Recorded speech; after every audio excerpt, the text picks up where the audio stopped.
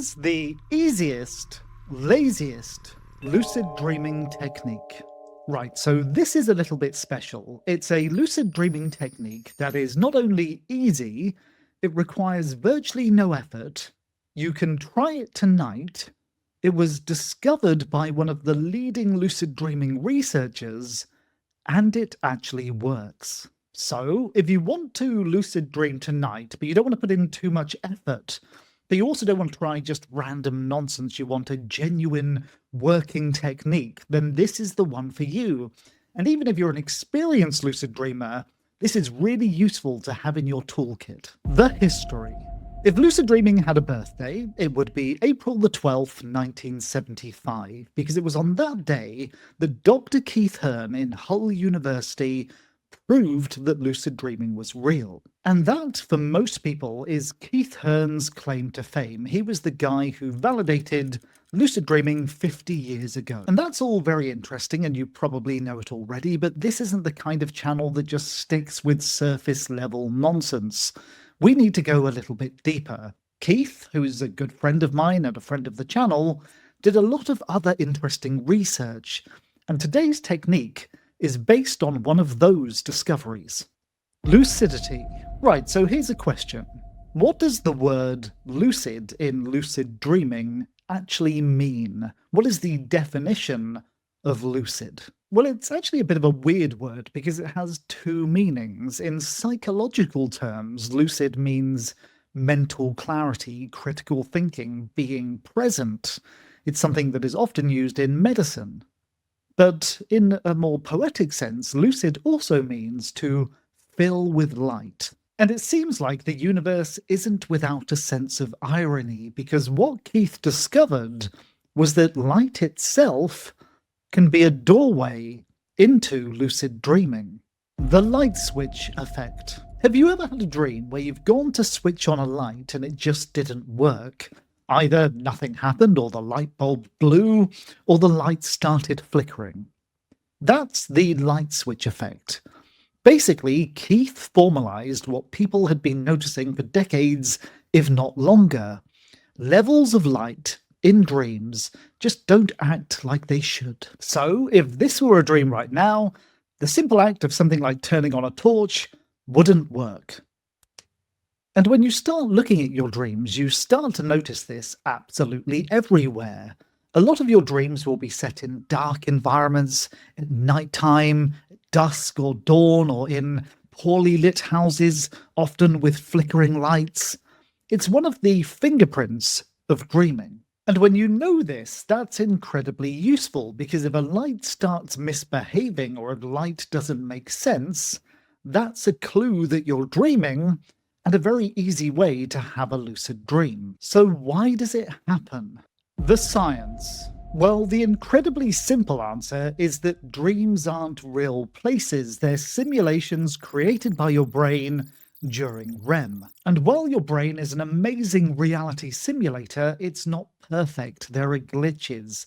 Some things it struggles with more than others. But here's the problem. We don't actually have a clear final answer as to why the brain struggles with sudden changes in light during dreams. There simply isn't enough evidence to draw a conclusion. But one of the more probable theories is it's simply too taxing for the brain. When a scene changes from dark to light, it requires a huge amount of processing, a huge amount of changes. That's cognitively stressful, so it's likely that the brain simply cuts corners and takes a shortcut. But fortunately, it does appear to be a somewhat universal effect. Even people who haven't heard of this principle will report dreams in which light bulbs blow and lighting is strange. So it doesn't appear to be based on expectation, which I guess means that the honest scientific answer is kind of, we don't know, but it definitely appears to be real.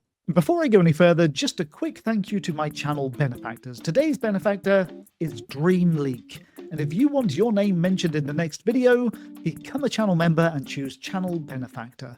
The technique. So it's one thing to know that light and light switches behave weirdly in dreams, but how can we use that as an effective lucid dreaming technique? Well, in a weird retro twist of fate, you kind of have to become like one of my own personal favourite childhood cartoons, Jamie and his magic torch. And seriously, once you've watched this video, go search for Jamie and the magic torch. It'll make you understand why Gen X are completely bonkers, and it's also a lucid dream related cartoon. Step 1. During the day, pay attention to light. Whenever you switch a light on, whenever you switch a light off, whenever you're moving from a light space to a dark space or vice versa, just be aware of what's going on and remember to ask yourself, is anything strange? Could this be a dream? Step 2, keep a torch by your bed. So obviously you don't want to use a crazy bright torch like this one. I use a tiny little torch, something that just creates the minimal amount of light. You could also use a bedside lamp. I wouldn't recommend using the torch on your phone because you want something that is a single switch. Personally, I use that tiny torch and I keep it under my pillow so it's there, ready to go. This also makes dream journaling really easy because you can quickly see what you're writing without turning on all the lights. Step 3, when you go to bed at night, make sure your torch is nearby under your pillow and then set the intention, if I wake up during the night, I'm going to test whether I'm dreaming using the torch. Step 4. Notice your natural awakenings. Most of us will wake up briefly throughout the night.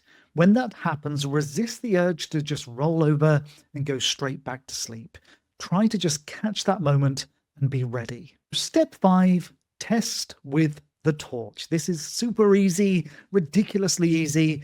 Grab your torch, press the button, and notice what happens.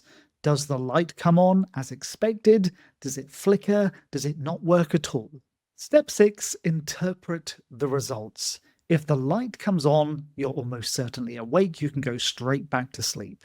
But if the light flickers or doesn't work at all, the chances are you haven't actually woken up and you're in a dream. So the lucid dream begins right there. The beauty of this is it's incredibly simple. Your brain has one thing to do. You just have to remember to press a button and check whether the light works.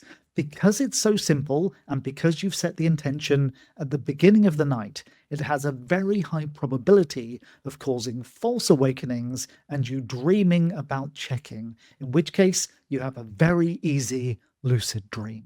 And if you want to learn more about lucid dreaming, try watching one of the videos on the screen right now and clicking that subscribe button. I'll see you there.